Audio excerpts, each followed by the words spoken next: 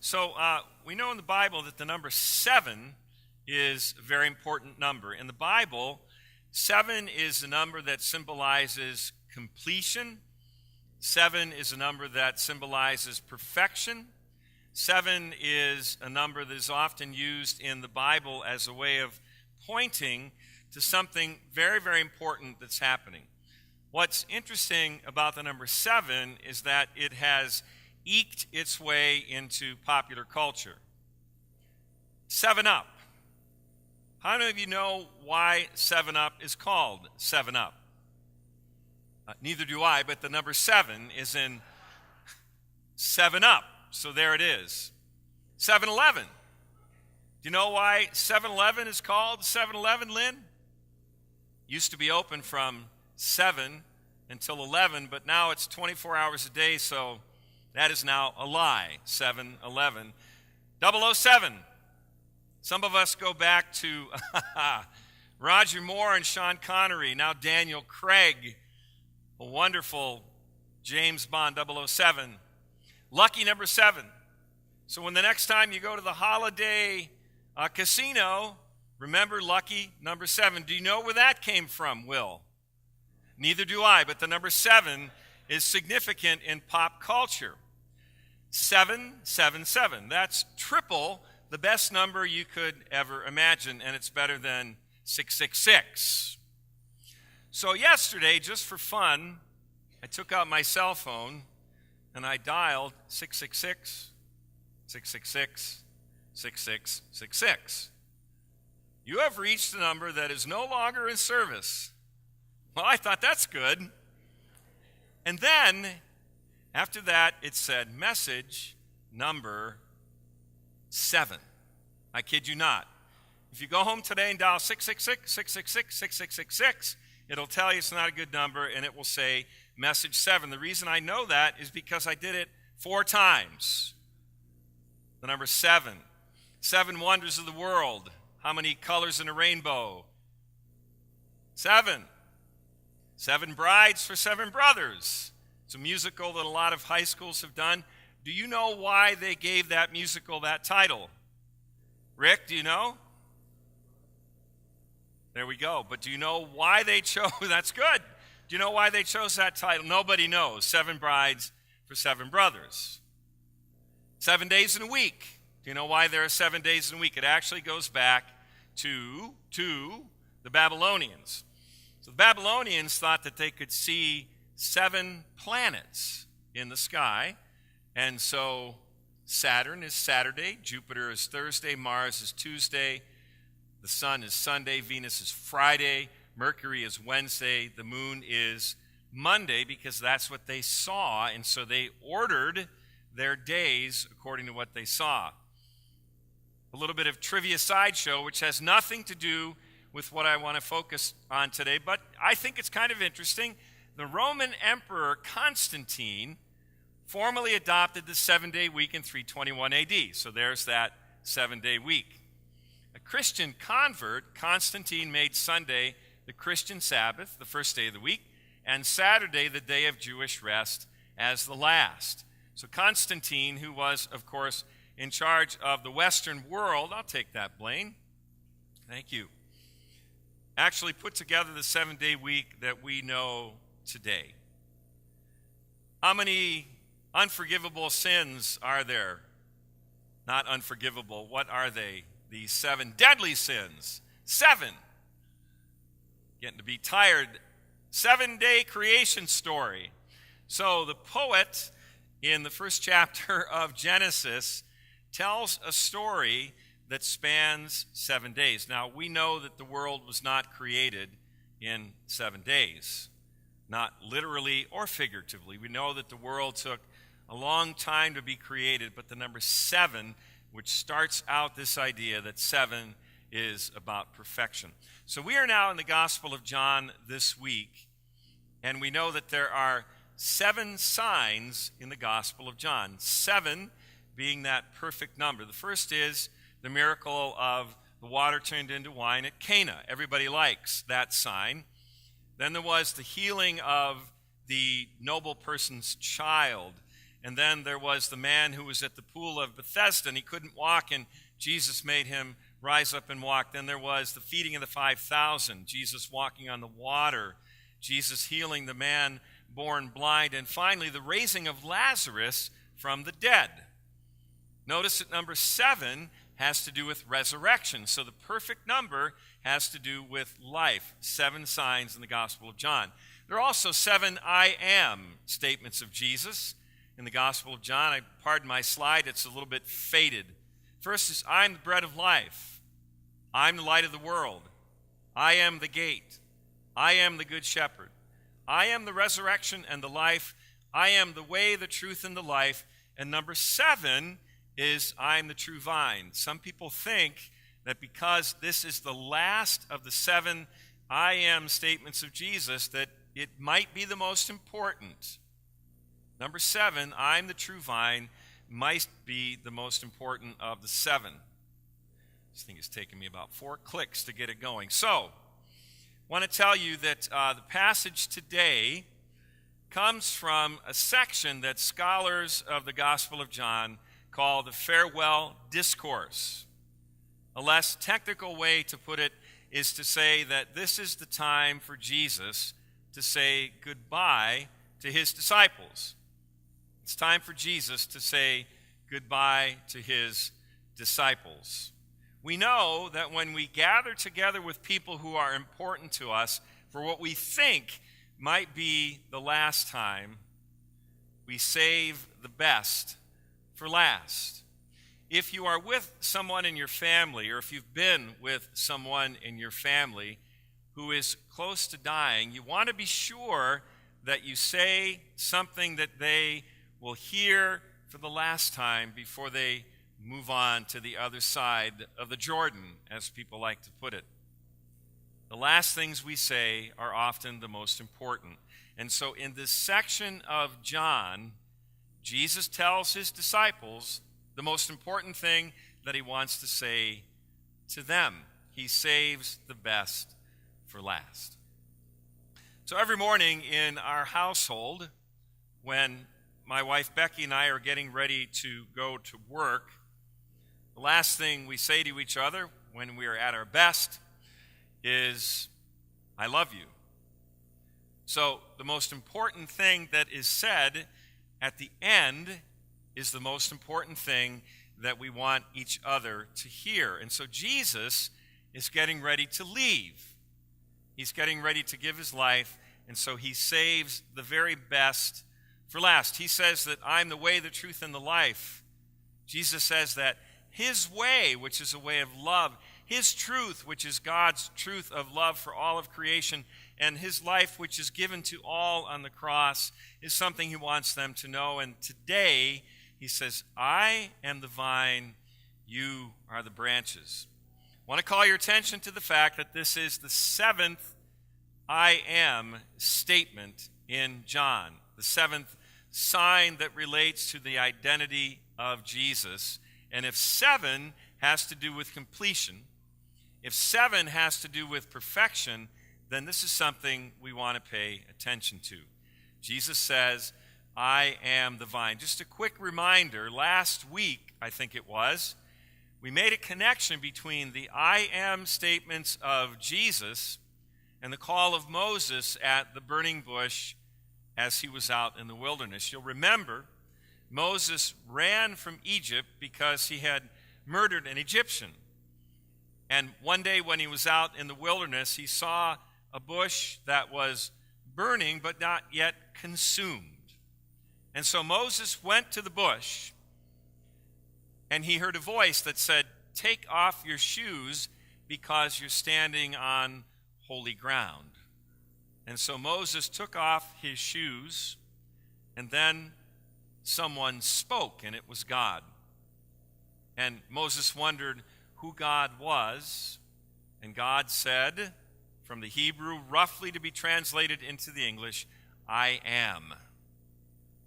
God says, I am. Jesus says, I am. So there is something of God in this one who says, I am the vine.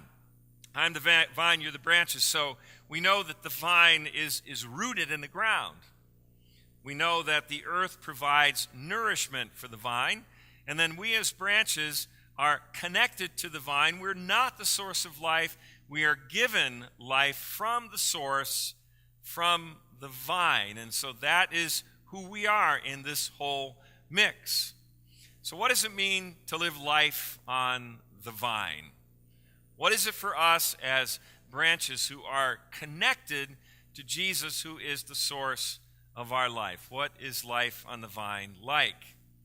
Well, Jesus says that we're called to bear fruit, and Paul identifies these fruits of the Spirit: love, faithfulness, joy, goodness, gentleness, patience, self-control, and kindness. How's it going for you with that? How are you doing at bearing fruits of the Spirit? How loving have you been lately? How kind have you been lately? How much self-control have you shown lately? How patient have you been lately? How are you doing? How are you doing with bearing fruits of the Spirit? We're able to do that because we're connected to the life source, to the vine, and so because of that, we're inspired and challenged to bear fruit. So how are you doing with that? And how might we be doing this week? Some people might like to say this vineyard would be great if it weren't for all the other branches. Feel pretty good about your branchedness, but not necessarily so good about the other branches. You see what I'm trying to say? We would love to separate ourselves from the other branches because the other branches kind of bother us. Maybe we don't like the way they look. Maybe their fruit is inferior to what we produce, and so we think, if we were the only branch here, this vineyard would be a whole lot better. This is who we are as people. This is who we are as human beings. We come into this world and we are broken. There is a part of us that is always just off center. There is a part of us that sometimes misses the mark and sometimes misses it badly. And so there is something about us that is broken. There is something about us that needs to be healed. And we all know what that is for each of us. Sometimes it is the brokenness of important relationships. Sometimes it is the brokenness that comes with dashed expectations.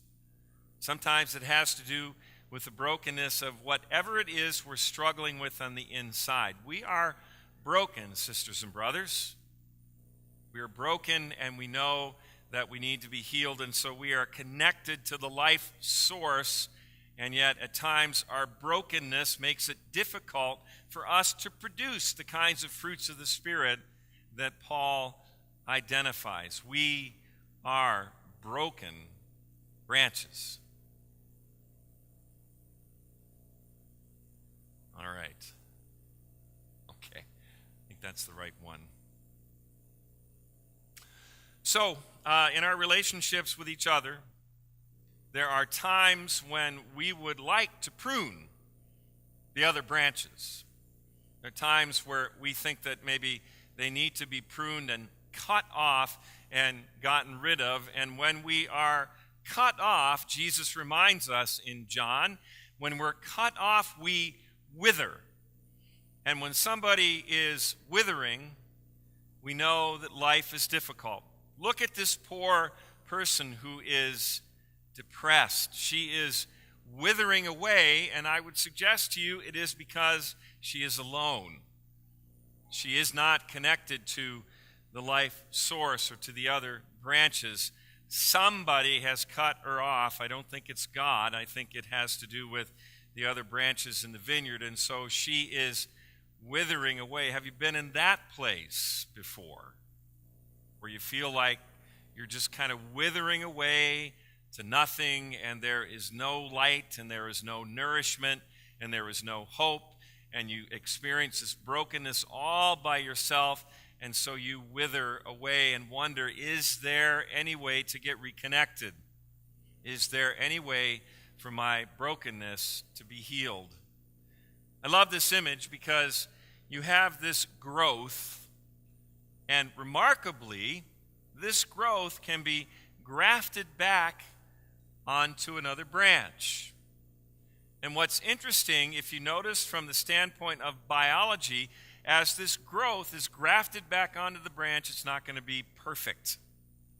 There's still going to be a little bit of a wound there because it doesn't go away, but we are grafted back onto the branch and we are alive again and we begin to thrive and our withering goes away because we know we are better together than we are by ourselves.